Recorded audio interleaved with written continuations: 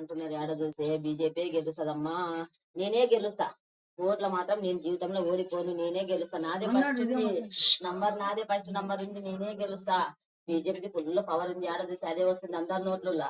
నేనే గెలుస్తా. గెలిచిన కూడా నన్ను పెట్టారు, నాకు ఒత్తిడి పెట్టిండ్రు, నన్ను బెదిరిస్తున్నారు, ఏమేమో మ్యాటర్లు పెడుతున్నారు ఫోన్లు అన్నాడు. అవి ఎవరో పెడుతుంటారు బెదిరికున్న, నాకు అది ఇస్తాడు డూసు. ఎవరైనా ఊరోళ్ళు ఎవరైనా తాగొచ్చులో ఈ ఊరికి పెడుతుంటారు అట్లా భయపెట్టాలని. భయపడకు, ధైర్యంగా ఉండి నీవు అని చెప్పినాము.